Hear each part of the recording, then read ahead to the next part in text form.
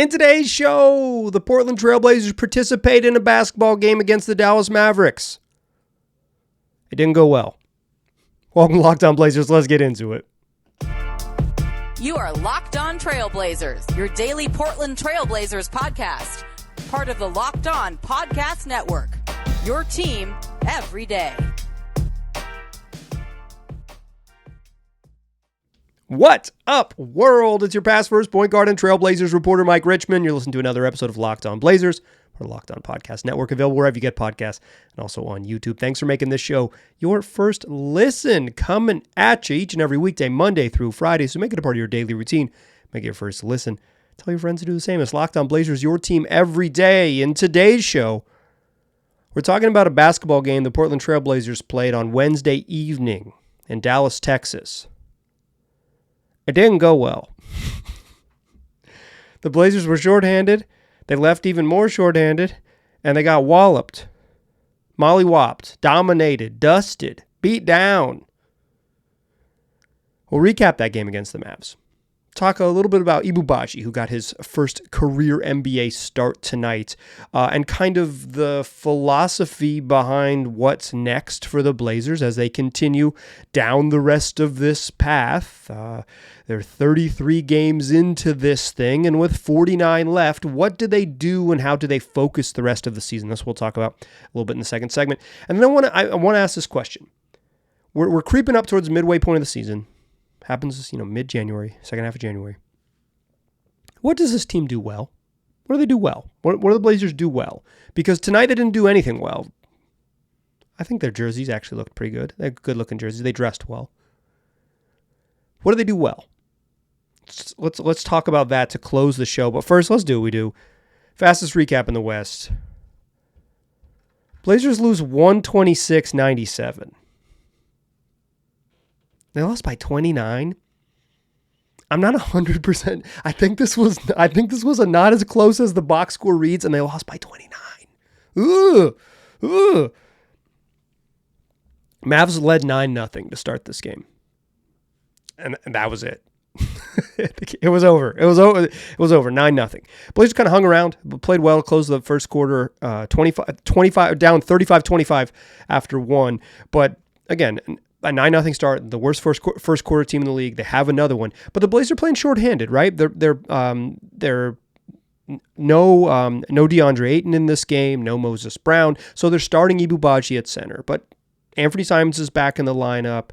Toumani Camara rejoins the lineup. Shaedon Sharpe is back after he came back and wasn't on the injury report, so he's back. So you get Scoot and Ants and Toumani Camara back in the starting lineup, and Jeremy Grant, and along with Ibou Badji, you're gonna have Malcolm Brogdon and Shaedon Sharpe off the bench. You don't have Duop Reath is back and healthy. Like, you don't have everybody, but you're healthier than you've been of late.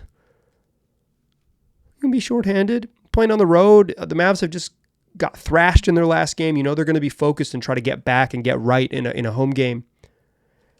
And they do in a hurry. And then the second quarter of the game just gets away from the Blazers, and that's that. They lose the second quarter 43-22. They get 43 points in that second quarter. Go into halftime down 78-47. The Blazers scored 22 points in the second quarter. Luka Doncic had 17. Kyrie Irving had 14 in the second quarter alone. The Mavericks shot darn near 70%, just 69.6% in the first half, 70% from the field. They made everything. They scored 78 points. The game was over. It was over. A really strange end to this into the first half, though. Parade of free throws. Mavs. The Blazers had 11 fouls in the first quarter. The Mavs took damn near 25 free throws in the first half. It's just like, the Blazers were pretty foul happy. They play aggressive. They're already a kind of a high foul team. They're 21st in the league in free throw rate. So it's like they're a team that fouls fairly often. Luka Doncic, a foul magnet. I thought the Mavs got a pretty healthy whistle, but like I don't know.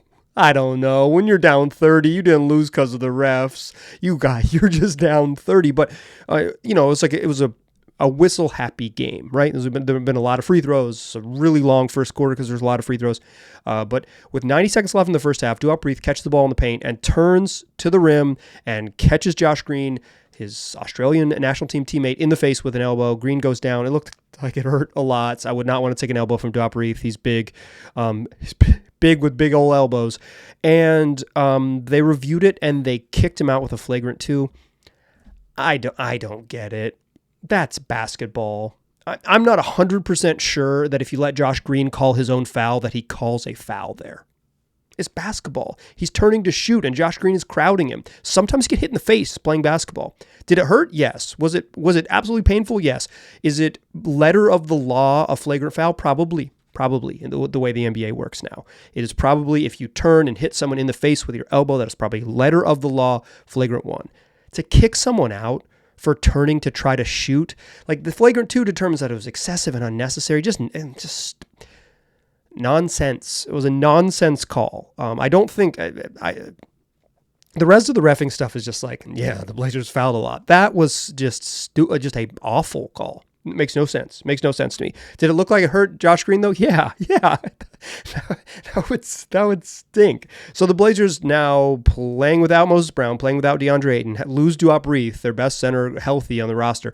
So they are, they've been trying to play Badji, but we'll talk about him in the second segment. He's kind of looking like a dude playing very early into his first year in the league. So they start in the second half with Jabari Walker. Mind you, they're down 78-47, right? Like losing Reith wasn't going to change the game, but it was going to make it more watchable for folks like you and I. And then Jabari Walker, 3 minutes into the second half, at the 8:58 mark, there's a dead ball, and he signals to come out and leaves. I rewatched the beginning of the second half. I don't know what he did. I think there was a moment when the Blazers were on offense and Jabari was going up for rebounds where he kind of gets bumped into the sideline out of bounds and steps maybe on near or around a cameraman, like somebody on the baseline there. And maybe he didn't limp, but he came up. He was a little slow coming out of that area, and he went up and down the court 3 more times. And I was waiting when I rewatch it to watch here he stepped on someone, here he banged knees, here what. Didn't see it. I don't know what happened. And as I'm recording this, I have not heard an update from the reporters in the building. I think only Casey Holdall of the Blazers traveling cohort is there. So check Casey's Twitter feed and trailblazers.com for an update there. I can't imagine the team, like PR staff, provides an official detail. So we probably just won't know for a little bit. But they lose Jabari Walker.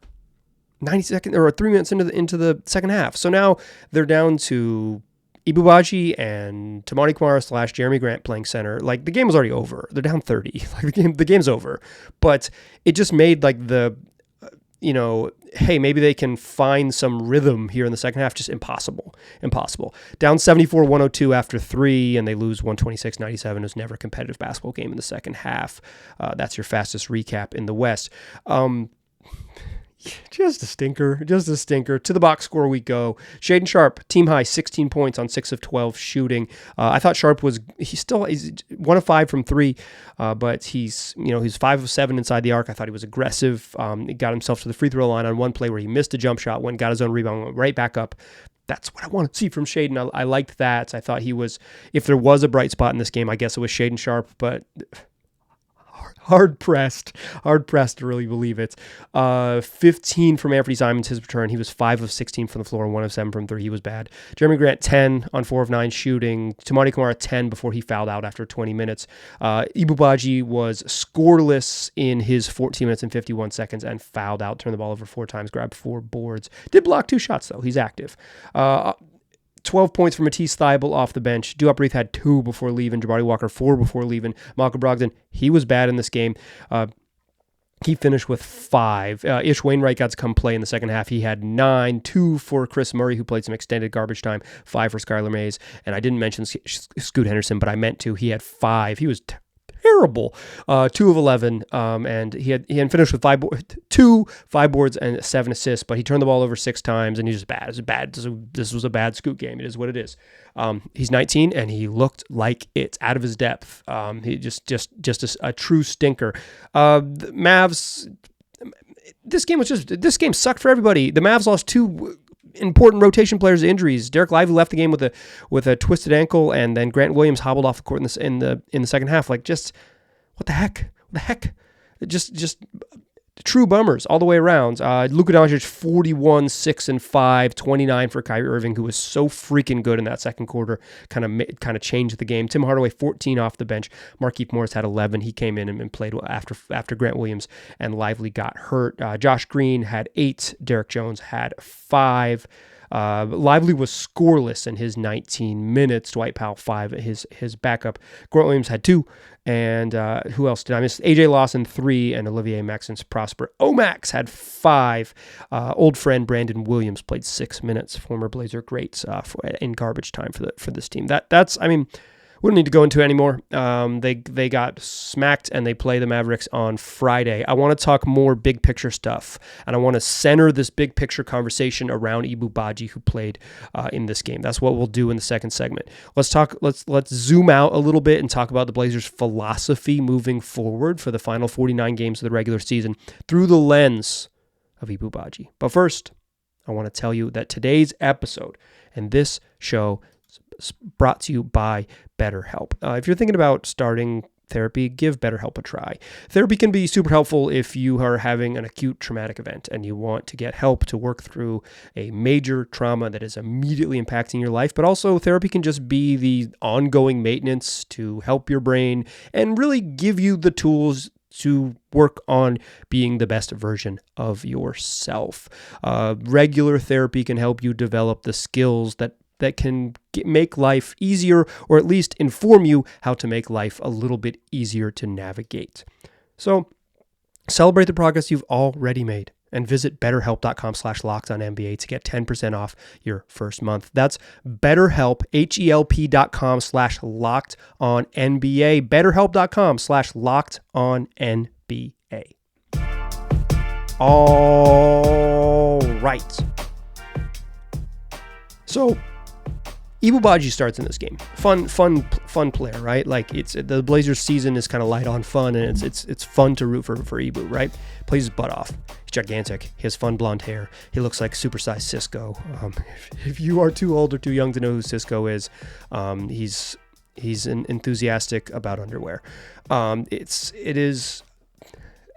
Badji is just like in a season when you are hopeful to find something to be excited about with this team. He's giving you that thing to be excited about, right? He's a super raw young center who could be, this like great developmental victory if the Blazers can grow him into something, or if he grows into something, wherever it might be, Blazers or otherwise. A really fun story out of the NBA Africa program, and spent playing for the Wisconsin Herd in the G League, spent a year playing for the Wisconsin Herd in the G League, spent last season with the Blazers on a 2-way contract, but didn't play, and is finally getting he's 21 years old. He's basically been playing basketball for 5 years, and he's a giant person who's really plays his butt off and can really, really leap. Like the speed, the hops, the defensive intensity, like he's just fun to root for.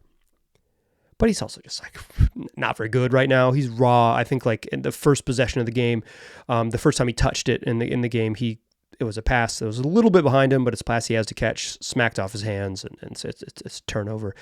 Every time he gets a double team, throws it, say, okay, hey, you're the release valve, Badji. Badji doesn't catch it, turnover. They go the other way. Blazers turn the ball over 8 times in the first quarter while they were falling behind by double digits.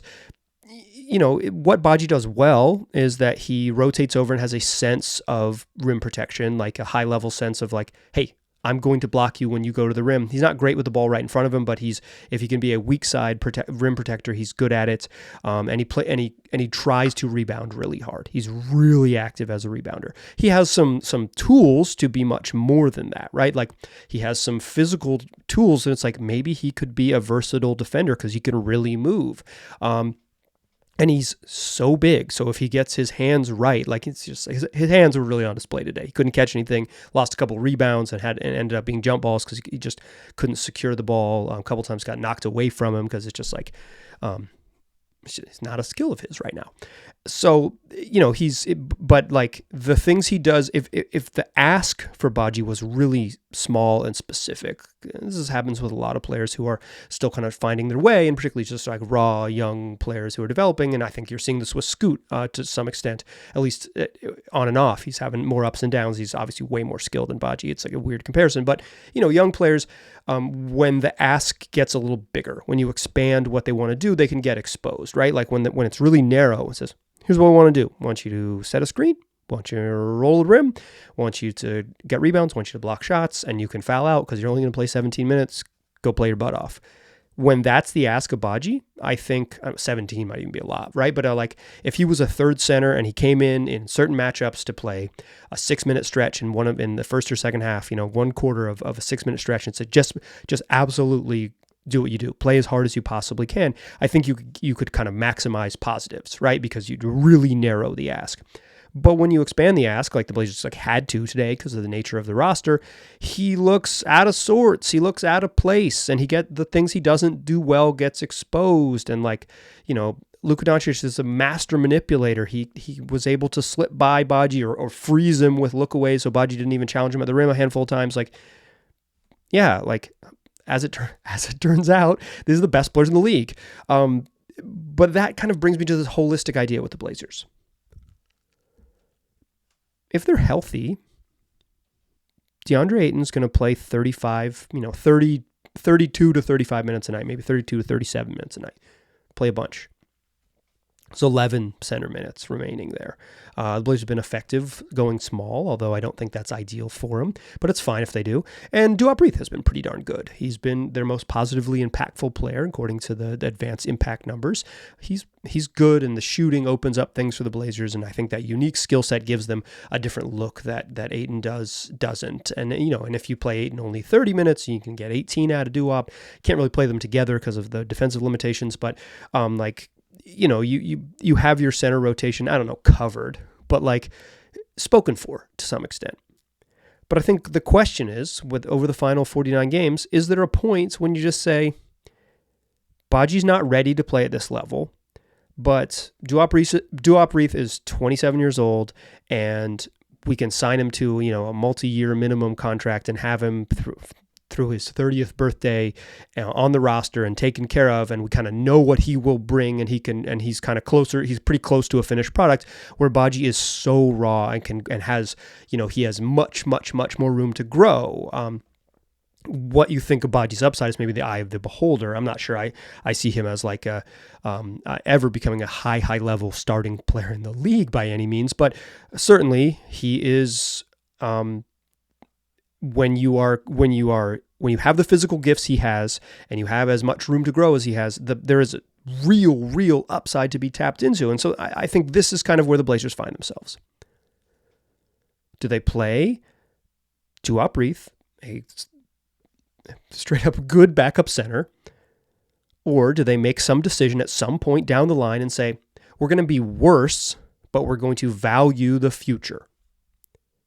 We're going to be worse, but we think this could pay off down in the future. Or do you just send Badji to the remix and just say, hey, you're a mixer, and play a bunch of G League minutes, and we'll just see when we see you?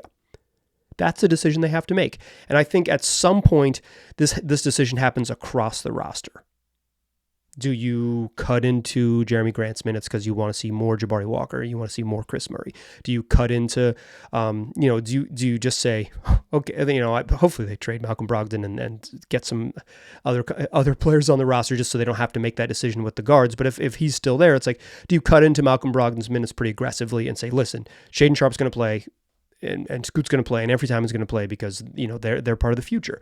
I think Badji is an interesting lens to look at what they're going to decide.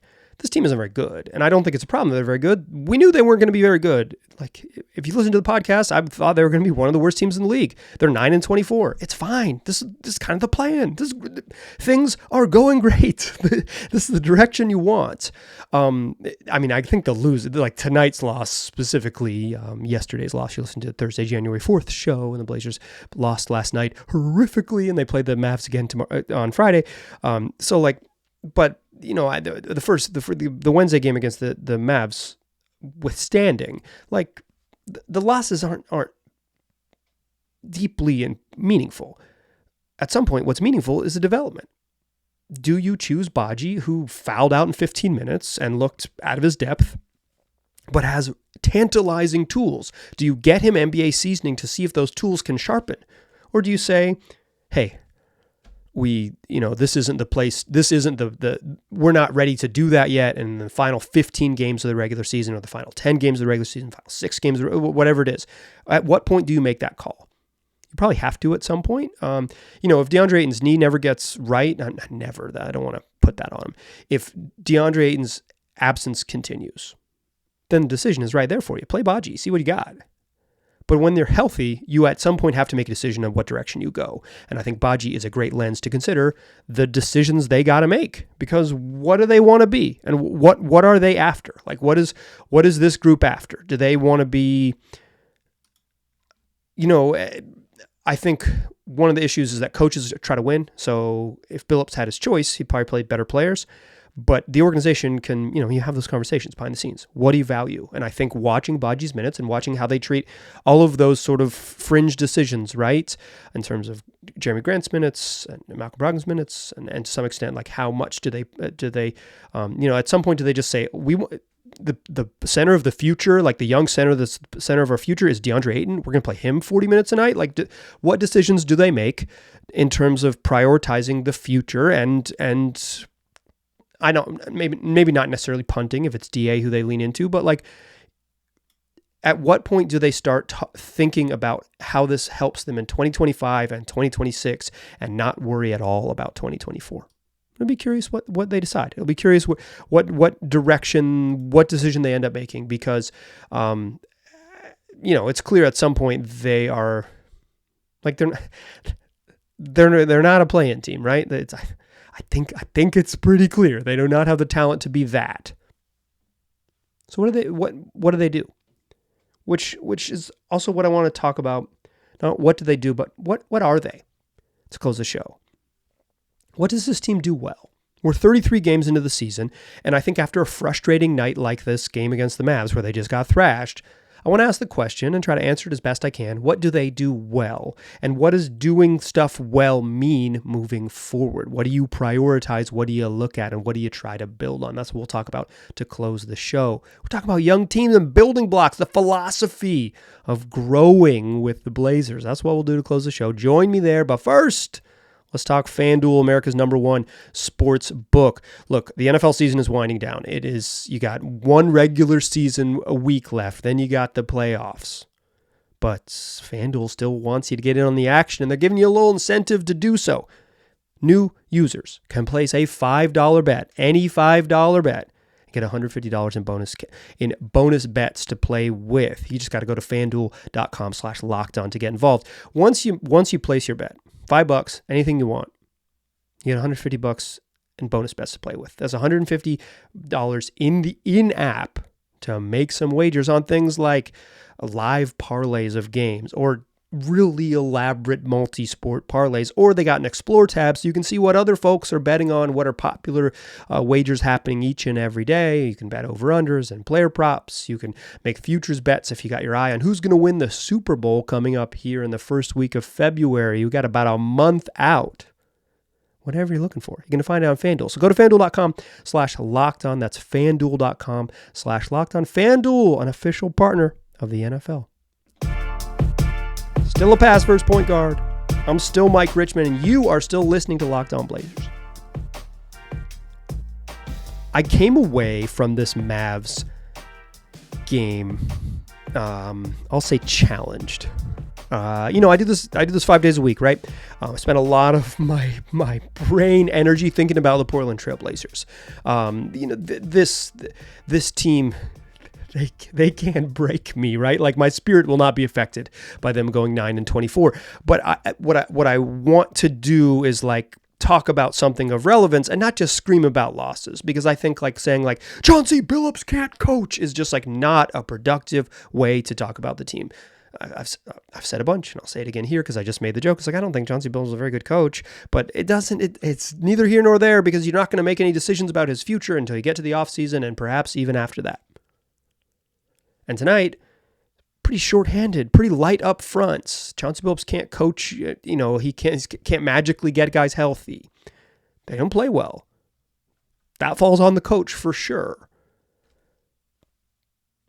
But here in this space, as opposed to, I don't want to just rage because, like I said, there's 49 games remaining. So screaming about like, Jeremy Grant has to play better. Scoot Henderson looks bad. What does Anthony Simons do if he only goes 1 for 7? It's the productive thing in my eyes is to think about what this team does well. What do they do well? Because the point of the season is to build, is to find out what your foundation might be and start building from there. If you find out that you don't really have a foundation, that might be as valuable as anything, saying like, okay, none of this works. Here's what we do. Or, hey, this 1.5 things work. 3.5 things work. 7 things work. Here we go. I think so far, 33 games in, the Blazers do 2 things well. 2 things legitimately well, where they're like good at it. They force turnovers on defense because they play a really active style of defense. Toumani Camara has been really solid there, and they feed off how aggressive and ball hawking he is. I think Luka Doncic is uniquely skilled at taking advantage of someone like Toumani who overplays. Every time he would the Blazers were top locking, which is like guarding on the high side of someone and trying to make it hard for them to get cut up towards the 3-point line. Well, how you beat a top lock, you back cut. Mavs back cut the Blazers to death in that second quarter. Kyrie did it. Tim Hardaway Jr. did it. Luka did it. And Toumani was a victim a couple times. Matisse Thybulle was a victim a couple times. Matisse Thybulle, a artist in forcing turnovers. With the way Toumani plays and the way Thybulle plays, they've got unique defenders. If they had a couple other high-level defenders around them, they could start to build some pretty fun defensive groups around him, particularly if they can just coax DeAndre Ayton into being a better defender. Will he get there? I have limited faith, but like you can see the beginnings of a sort of defensive identity. They're a team that plays a very aggressive style defense and forces a bunch of turnovers. They're legitimately good at it. One of the top 5 teams in the league at forcing turnovers, according to Clean the Glass. That's something they're good at. The only thing they're really good at on offense is getting offensive rebounds. They miss a bunch of shots. They don't make threes. They don't score. They do not finish well at the rim. They do not shoot well from 3. But what they do is they collect misses. These are building blocks. So I know after games like this, it's like, what's the point? And I feel that. I feel that if you watch this game and you're listening to this podcast, or you skip the game and you're just listening to the podcast, it's like, what's the point of this? The point is to build on what you do well. And I think the challenge for the Blazers for the remainder of the season, and I think the challenge for us, the viewing public, the remainder of the season, is find another thing. We're closing in the halfway point of the season. They're a good offensive rebounding team, and they force turnovers on defense. What's another thing they can do well? Can they find a way to get Scoot going with consistency on offense? Shot making might never be there for him this season. That might be a thing he develops later in his career. Like it is what it is. But can they get him where the decisions are simpler and cleaner for him and give him better opportunities? Can they find a way to get Shaedon Sharpe continuously involved in the offense? Can, whenever DeAndre Ayton gets back, he develop some chemistry with Scoot, develop some chemistry with Anthony Simons, and you find out what you have in your young center next to your young guards? I don't know that you'll find another sort of skill you can point to this year where you say the Blazers are really good at this. They're top 10 in the league in offensive rebounds, according to cleaningtheglass.com. It's like, I don't know that they're going to be like, that the Ant and DA pairing is all of a sudden going to be like, number 9 in the league in points per possession on pick and rolls or anything like that. But what if they develop a pretty solid base of decision-making out of pick and rolls? I think Jabari Walker, before he got hurt tonight, was doing a really good job as a short roll decision maker. That's something you can build on. I think Toumani Camara has shown that he can be a good cutter like when he slips screens, goes like he's going to set a screen and slips to the rim. He's already a good cutter. What if you develop that a little more? What if you can coax a little bit more out of that? This is, what do they do well? And I think that's the thing for them to focus on and for them to build on. There's some things they're not going to do well. They give up a ton of shots at the rim on offense. They don't make many shots on defense. They give up a ton of shots at the rim. They let teams get to the rim too often. And on offense, they shoot a lot of Mavericks, right?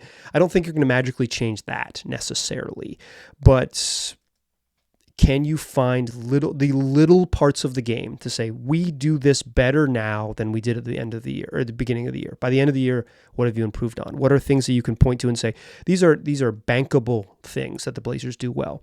Right now it's 2. If the Blazers get to 4, if they double it by the end of the season, I think you can consider that a legitimate success. Bad teams are going to be bad, and the biggest thing you can do to improve a team is add talent, right? Like, that's the most important thing you can do, is add more talented players, and that's the Blazers' task for the trade deadline and then into the future, right, is to add more talent to the roster. But in the meantime, as you're watching them, instead of getting frustrated, my challenge to you, dear listener and dear Blazer watcher, is try to think of a thing they do legitimately well. And can they build on that? Is that a sustainable, bankable thing that you can say, okay, this works, and when they get better and they have better players around it, they can do that in the future? I think Jabari Walker is a short roll guy. If they had more and better shooters and more and better cutters around him, that might be a thing they can do. The process has to be the thing we celebrate, because the results, sometimes they lose by 29 and it wasn't even that close. No rage though. Positivity. At least, if not positivity. I don't think I've been particularly positive in this show by any means. But like perspective. I think that's what I want to try to encourage you. Find some perspective, because if you get caught up in this team stinks, we got a long way to go. And I need you to stick with me. I need you to stick with me, because I'm going to keep rolling along. I'm going to keep trying to find perspective and to find ways to make this a more interesting viewing experience. Starting with tomorrow's show, where Locked On Mavs host Nick Angstad will join the program. We'll talk about this game, look ahead to the next game, and kind of just pick someone's brain from outside the Portland market, who just saw the Blazers up close, and kind of his view on the team and his view, another voice, and get a look ahead to the next Mavericks meeting. Should be a good program. Do not miss. Should be a good episode. Rather, should be. It's always a good. It is a good program, but it should be a good episode. So come back, join me for that one. That is going to be Friday's show, and then guess what? We'll do 5 more next week. It's what we do. 5 days a week, wherever you get podcasts, and also on YouTube. Tell your friends about the program. I appreciate you listening. I'll talk to you soon.